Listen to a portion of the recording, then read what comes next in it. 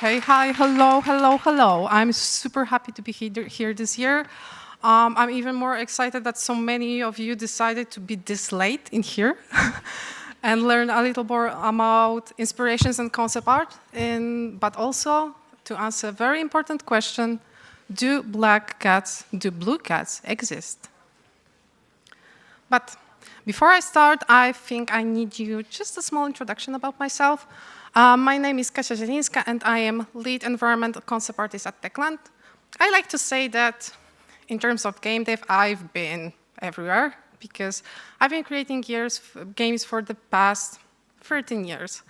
And I work in marketing, I work in free-to-plays, casuals, board games, card games, like double A's, triple A's, just you name it. And because of that, I have two very important reasons why I want to speak directly to you about references and inspirations. First of all, I've seen a huge difference between different teams if we had a set definition and understanding what reference and inspiration is. But I have second reason, more personal. As a senior and lead concept artist in this industry, I often do, as you may guess, portfolio reviews, like here at Digital Dragons. And for 99% of the reviews, the feedback that I would give the people is use more reference and understand what are you looking at. And because of that, I think we should start with setting a definition, what the reference and what the inspiration is, because those two elements are completely different stuff. And for me, reference is something that we take directly, one-to-one, as it is.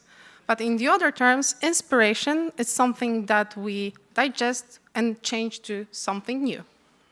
And to give you an example, because I'm always all into giving you examples, let's imagine that we have a team of concept artists, and we ask them, please draw me Winnie the Pooh. And an artist will treat it like a reference. You most likely will get something like that. So, right, this is the Winnie the Pooh, the design that we all know and love. But if the artist will treat it like an inspiration, you may get something like that. And you might be still asking, like, why we are doing this, why to understand what the reference is. And there are a few reasons, again. And the simplest one, the first one, is that we need to know what we are drawing, right?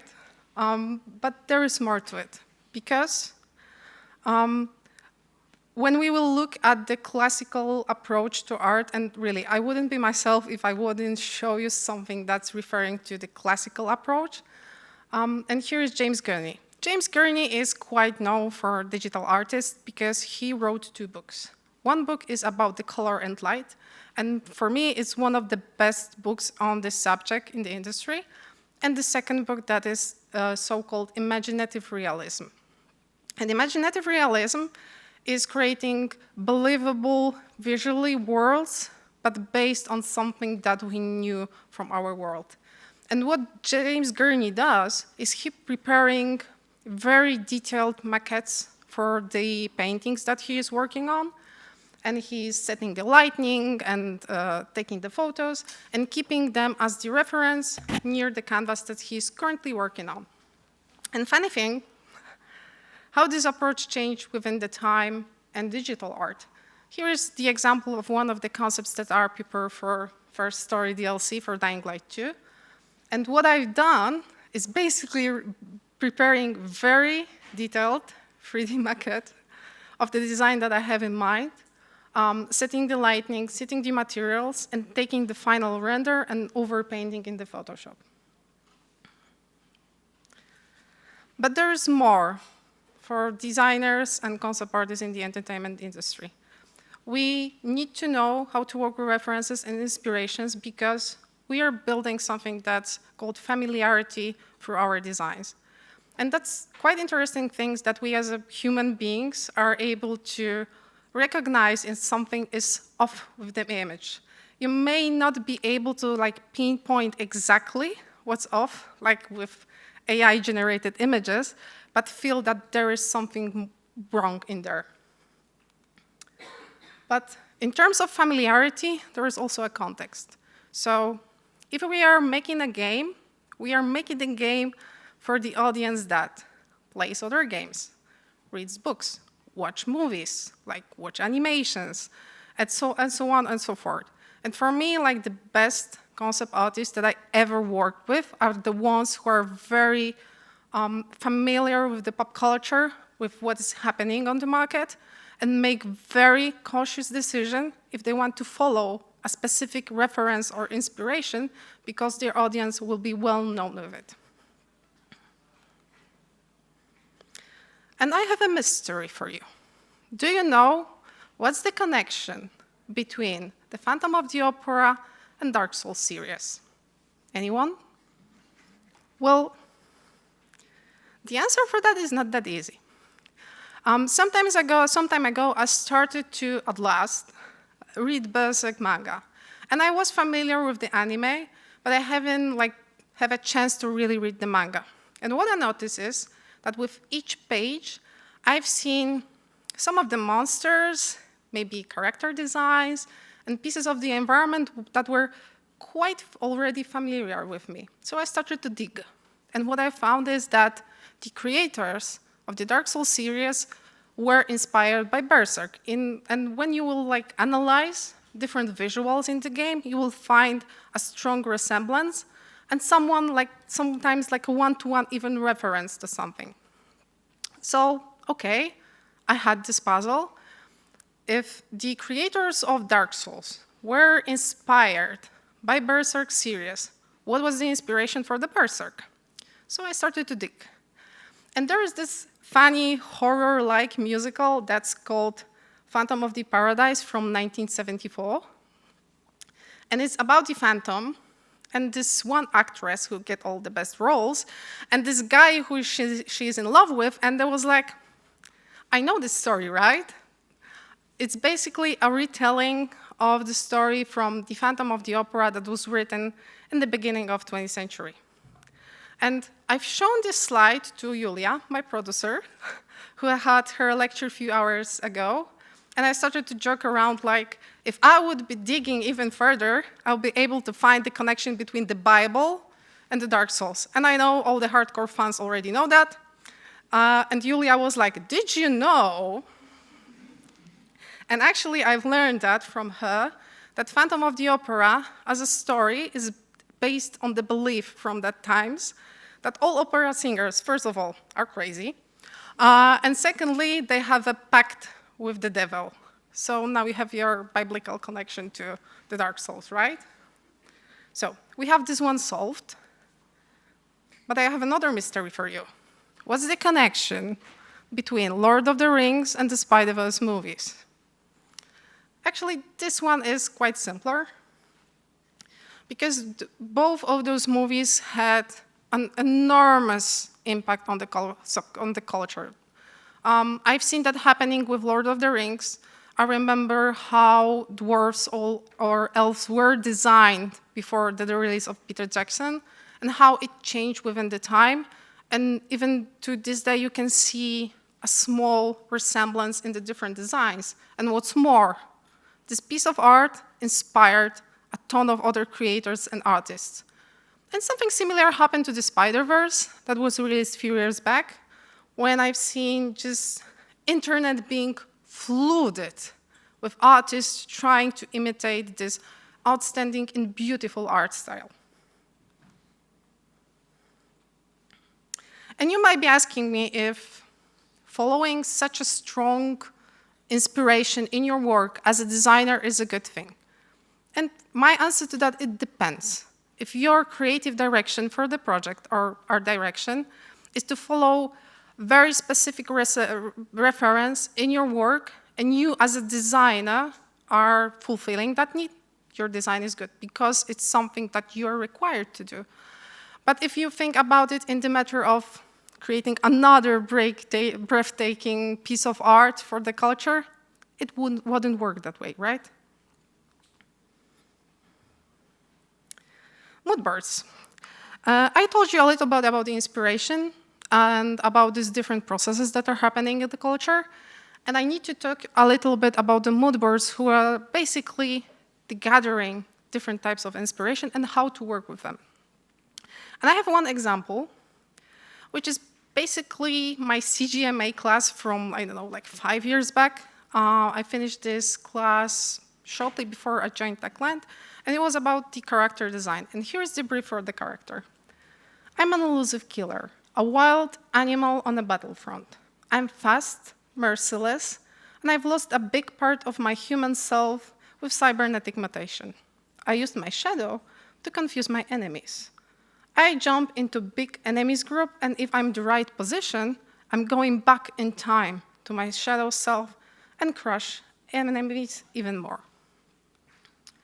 And what I've done as a first step in my research, I gathered the inspiration for characters from the pop culture, like different types, that I already know. So I choose the example of Tracer from Overwatch, Inquisitors from Mistborn series, Jing from League of Legends, and Wolverine. And if you're working in a studio, in a big studio, you're most likely to get this type of character references in the brief from the narration team. If you're working in a smaller team, you're most likely to get something like that from, I don't know, art director, creative director, maybe a designer. If not, you should be looking for them by yourself and maybe check with the person that is giving you the brief. It's something that I also had in mind. As you can see, I started to gather different type of inspirations for the body shape, the technological part, how visually it could work, but also for headpieces, maybe special effects that character could have, or weapons, color schemes, you name it. And the goal for setting a mood board is taking the whole essence of the idea. It's not like all of the references stay to the very end, but it helps you communicate with your team, like that's the overall cohesive visual idea for the character, and that's something that really helps to shape like the communication in the beginning, a check with designer, creative director, art director, if that's the direction that we want to go before we draw even like the first line of the design. Interpreting visuals. I told you a little bit about the inspirations, about how to gather inspirations, and now I want to show you how to take a very specific inspiration and translate it into your new work. And to be able to do so, I want to show you one of my illustrations that I created for Magic the Gathering. And this illustration was created for the set Dominaria Remastered, which basically took the whole old classical 90 cards and give them a new illustration. And this is the original card. It's called Cross's Catacombs, which is basically a layer of the dragon. And my goal was to somehow take those visuals, interpret it in a new way, but being inspired not to copy exactly what I see. And how have I done that? I decided to, first of all, analyze what I see in the picture. And when you look at the old illustration, I like to call it retro Electro, because it reminds me for all the animations from the 80s and 90s, and it's like back to the childhood. And what I saw on the picture, I saw the colors, like red and blue. I saw something that looks like corridors.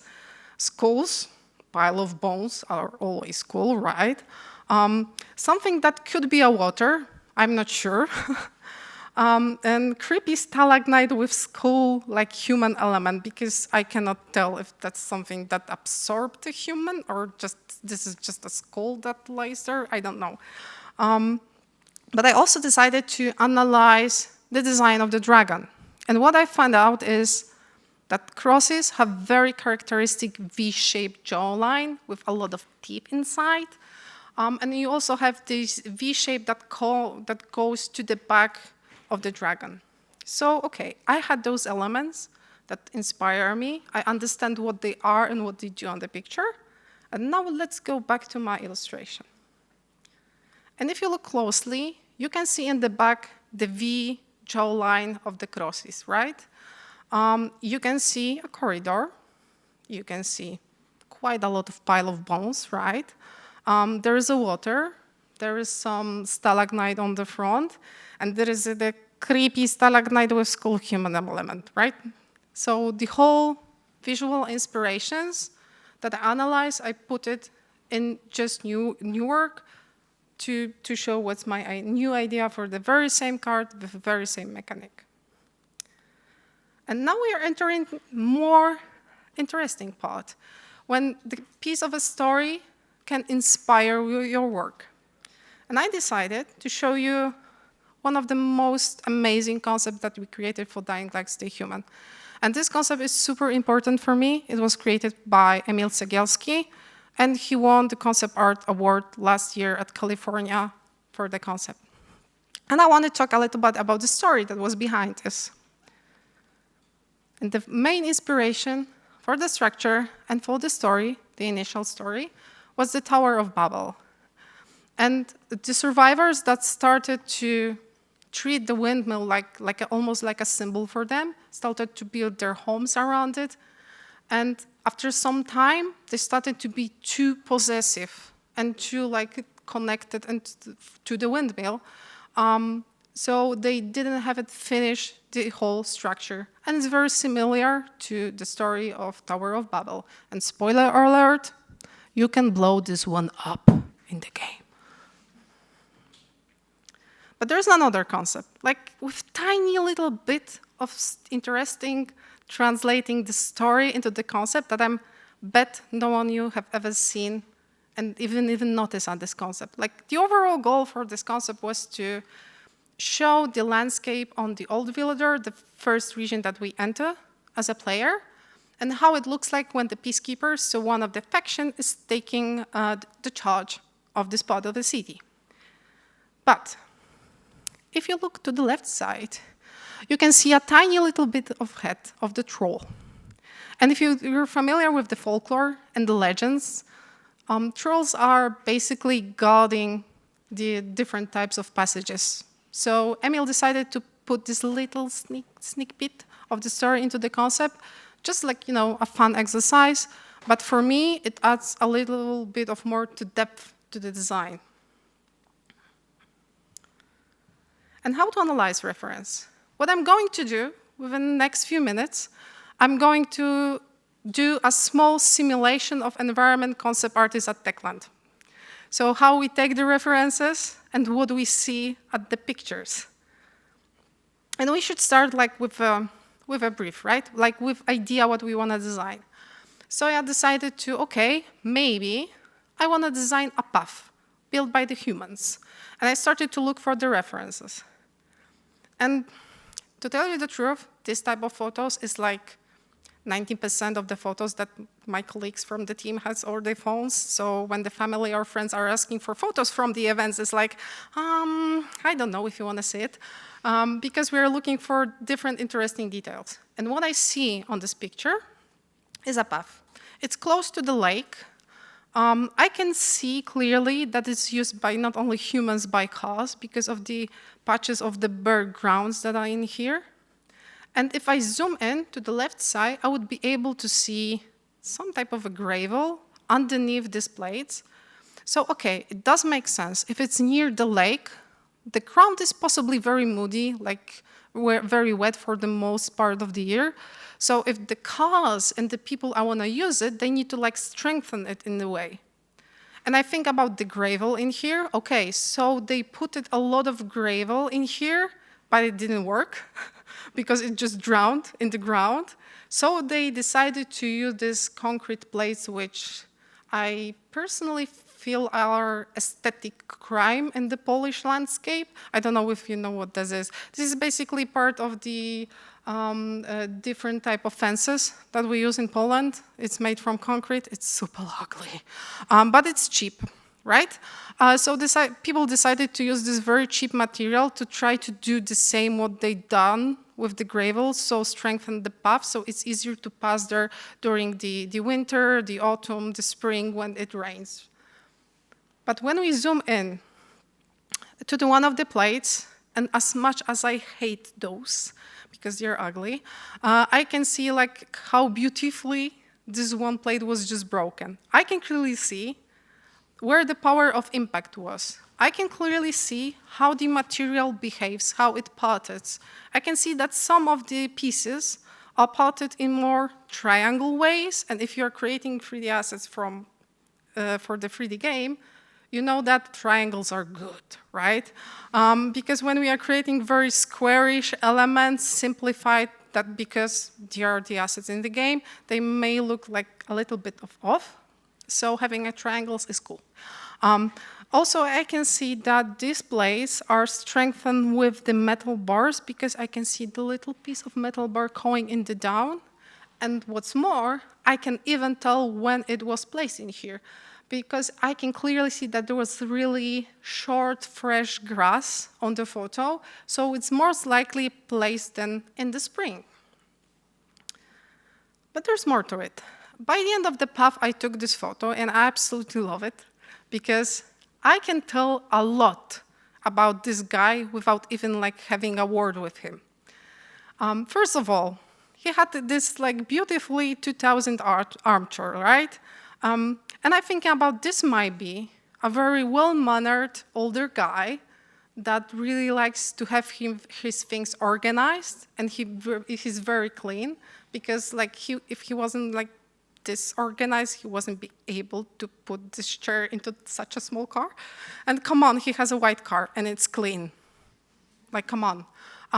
When I'm looking at the back of the car, I can see how he placed his bags in there. It's super organized and sturdy and nice.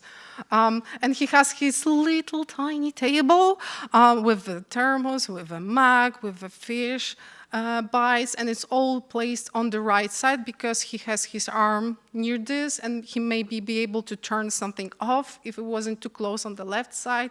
And he has all his fishing rods placed exactly at the center of the platform. So that's something that our concept artists do, basically taking the photo, analyzing, looking for the logical connection. And what I've just done is just little sneak peek. I could have a separate lecture just for that, for this picture, right? But to tell you the truth, it wasn't always like that for me. I had few aha moments when I started to learn how to analyze photo reference. And one of those moments were at Mike Mattis's workshop about 5 years ago at Wrocław. And the workshop was about drawing the figures, drawing the right balance, the right proportion, anatomy for the character. But Mike asked us one thing at the beginning of the workshop. Spend from 80 to 90% time of your drawing looked at the reference. And to tell you the truth, that was freaking hard. Because what I was trying to achieve when we have a minute to draw the character was to do the nice drawing on the paper, so the teacher will be happy and I'll be happy. But at the same time, when I was looking at the paper instead of the model, I was losing all the information, the dimensions, the masses, the form of the elements, which is quite important to have in mind. And I'm not talking that you need to look for 80 to 90% at your references before you start working, but it means that we can lose a lot of information when we are not focusing on the place where we should be focusing. And now we are moving to this really small little game that's called Dying Light to Stay Human. You may have heard of it. And I wanted to show you, on some other examples from our game, how we approached references and inspirations. And just for you, just for this exercise, I created Katometer. And the Katometer is a scale between elements that are super realistic, very grounded from our world, which is represented by my cat Luna, and things that are not existent, fantastical, basically a blue cat with 3 eyes and the horn. And before I start going through the concepts, I need to tell you about some of the creative pillars for the game for you to better understand what I'll be talking about. First thing is post-apocalyptic setting, which is, I don't think I need to elaborate more on that. Western Europe, because Villador, our city from the game, was highly inspired by Western European cities, modern Dark Ages, which basically means that after the virus outbreak in our game, the whole cultural and technological progress is gone. And it's fair to say that humanity reversed back to the Dark Ages, and parkour as a very important gameplay feature of our games. We'll start on things that are closer to the realistic side, and that's when the design of the city comes. We've spent the countless hours to analyze why the urban structure of European cities look the way they look and how the architecture look like. And there is a reason why European cities look the way they look. They were often placed on the riversides. They were often also surrounded by small villages that with time developed and were absorbed by the main city, which shaped the road structure and different important buildings to the structure of the whole city. And we took those references and translated them into the Villador. Same goes to the architecture. To tell you the truth, I'm super happy about how we were able to take different styles like classical architecture or super modern architecture and translate it to the game, to the limited systems in a way that it looks interesting but they're diversified as the modern city should look like. And now we are moving a little bit closer to the blue cats, but not yet. And these are the elements that were created by humans in the apocalypse. So something that can be a little bit fantastical. And in Dying Light 2, I was responsible for designing a lot of human structures that will place on the rooftops. And the rooftops are like new ground zero, like a new world where people moved. So it has a little bit fantastical element. And what I started with is a mind map. Mind maps are cool. Because for me, it's the way to take all the questions, all the things that I may be having in mind after reading the brief and putting them on the paper. And I personally prefer to take just a piece of paper, a pen, and just draw and wrote down everything, and just, take it and throw it away. So I don't have additional stuff on my desk. But when I was designing a pumpkin farm, which was one of those structures, I asked myself how to store the crop, how pumpkins are farmed, because I had no idea, how to water or store them, or how to cook them, and basically how to work with very limited space that's on the rooftop. And here are some of the initial references / inspirations. And what's funny about them is that even though our game is happening in the Western Europe, we decided to take some of the references from the United States. And that's because some of our players, quite a lot of them actually, are from the United States. So for example, when I was looking for the right shape, I was thinking about different types of bond. And when you look at the left side and see the bond, it's very characteristic for the States, not for the Europe. And this is like just a small piece of the amount of images that I gathered.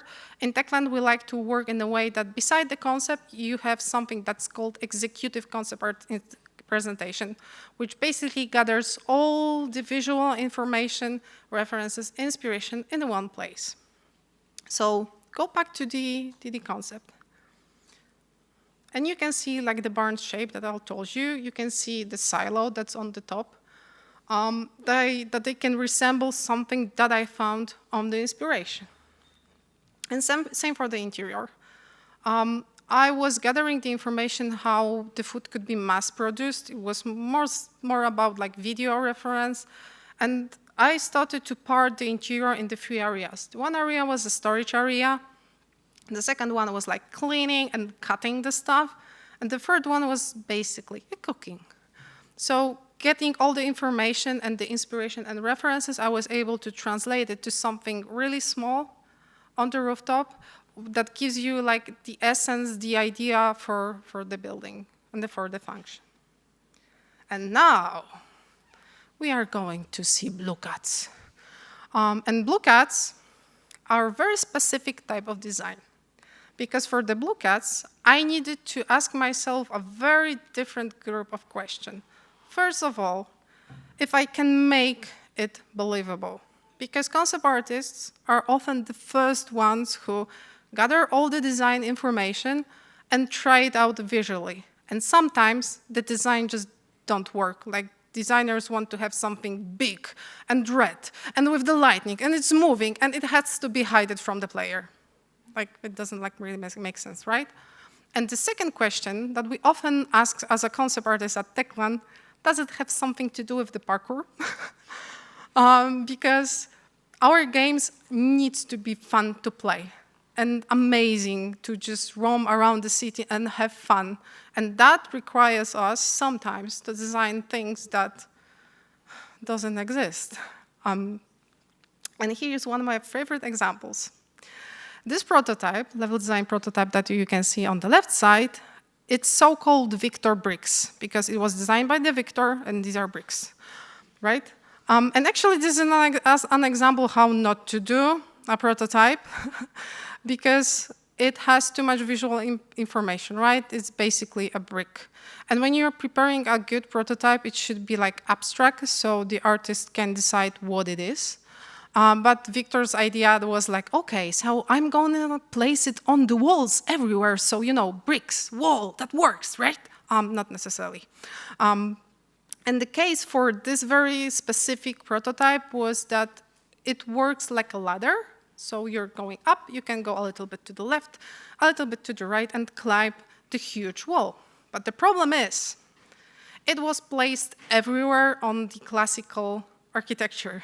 And it was quite challenging to find something that it looks like it could be from like modern world, from now, that you can be able to find somewhere in the Krakow, but at the same time, it really doesn't exist. So I started to research and look for things that could be placed on the church, on the exterior, and goes in very different direction without like a limitation, because that's something that we want to provide to our designers, the freedom to design the gameplay, right? And I find something that's lightning rod. And you can see that lightning rods are often placed like very awfully in different areas, like people don't care. They just put it on the wall. But the problem is that the lightning rod is just like a rod that goes up to the down. But I thought, okay, if it has something to do with the electricity, maybe I can add elements that to look like some kind of electrical support, some additional element that can be justified with that why we have a ledge in that place. But that was just one part of the design. I decided that if this needs to look logical, we need to have another 2 modules that are more decorative models that can be put along the line, so it looks like a lightning rod that was just, I don't know, torn apart by someone, it just fell down. But it looks like it can be here. But there's another challenge, because Victor put this in the interiors. And when you think about the interior of the church, there are not many places where you can just grab things and go up. And if you're making a game, you clearly know that we can add geometry to the existing mesh, but it's not like we can cut in to create those ledges. So I started to look in the internet. And I find there is this renovation method that you basically put a metal beams, a metal bars inside the wall to strengthen it. And it's very, quite popular, actually. So I decided, okay, that may be a savior for me to have something like that. But it required something extra, which in that case was to preparing this storytelling around the environment that maybe there was some kind of renovation happening and that it can be placed in here. So it doesn't exist in this exact form when we have a ledge, but it looked like that maybe it could be existing in here. And if you are interested how we treat inspirations and references in our new fantasy unannounced AAA game, I have a good news for you, because we are hiring. So if you want to know more and just work with me, you can go to the website and apply. I'll be also sharing this link by the end of the presentation. And now the programs, because people always ask me about the brushes and the programs that I use. So the first program is obviously Pinterest. I think is the best tool in terms of the algorithm and looking for the references that are very similar. PureRef, which is like a dumpster, when I put all of my images and just group them as I want to without being limited to the space on the canvas. The Google Maps, if you're designing a modern city, just go to the Google Maps, like really. You can roam around the city. We're often joking that, okay, so yesterday I was in Paris. That someone was on the Paris, basically on the Google side, like researching something. But there's one last tool, not that popular, that I think is one of the best ever, and it's called ORL, which is basically observe real life. So the very same thing that I showed you with the photographs, just looking around you, analyzing what you can see, and why things look the way they look. And I have the main points, takeaways for you from this presentation. Set the definition of the reference and inspiration in your team. Be the noticer and ask a lot of questions. Mind maps are cool. Take care about your audience. Make very conscious decisions about the context and things that your audience, your players, may know. And cats can be blue, if you want to. But there's one last thing that I want to leave you with. And that's the quote from Jim Jarmusch, one of my favorite filmmakers. Nothing is original. Steal from anywhere that resonates with inspiration or fuels your imagination. Devour old films, new films, music, books, paintings, photographs, poems, dreams, random conversations, architecture, bridges, street signs, streets, clouds, bodies of water, light and shadow.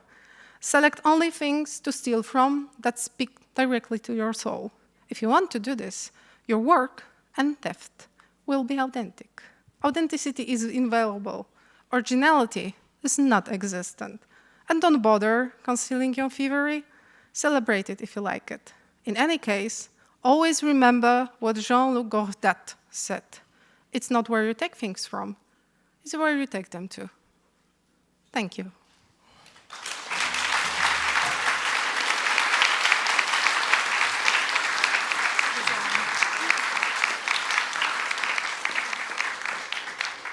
Okay, I see we've got 10 minutes for a Q&A session, so... Any questions? Someone? I don't bite. Please use the microphone here.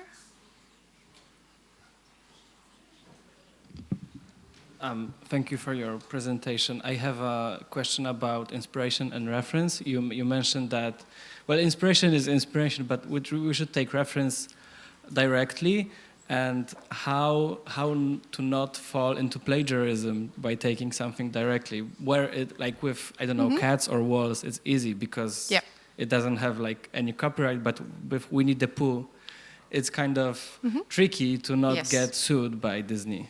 Yeah, that's right. Like for the projects that you're working in-house, I will just highly recommend to make friendship with your lawyers in the company. Because sometimes if you have like good understanding if something is too far or too close, you might not be like the right person to judge it. It's always tricky. If you don't have like a special department in your company, I would highly recommend to just find someone like external consultant to check it. It gets tricky with personal work, and I'm not a lawyer, and so I don't want to advise you in that matter.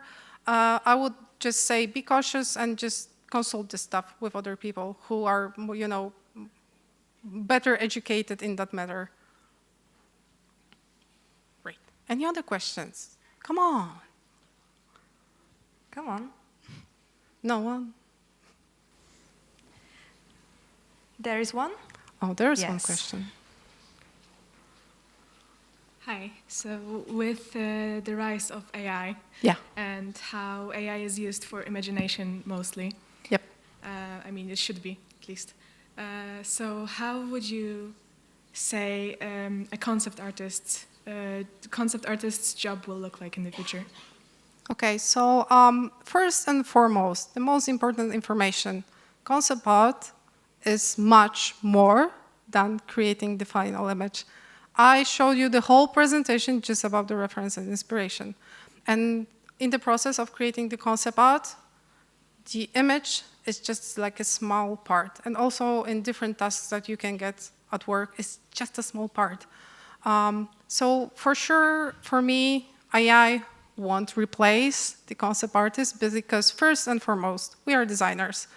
We need to know what the technical limitations in the game are, what are, what different departments do, how to prepare stuff for them, what are like the production limitations, the time limitations. And it's not something that AI can do, right? And we are much, much more than just creating images. For now, as far as I know, the stuff that is created by AI, it's not legal to use. So maybe in the future it will be like a photo bashing, I don't know. But for the concept artist, it maybe adds some additional tools to the roster. But overall, I don't think it will replace concept art. That's the most important thing. It may change the imaginary, how we create some of the elements of the concept art. Because concept art, especially in Techland, is also about how do you feel when you play. So the concept artists need to play the game, feel how it feels like to run from the rooftop to the rooftop, and it's not something that AI can do. They can just do an image, and that's it. Great, thank you. Thank you. Any other questions?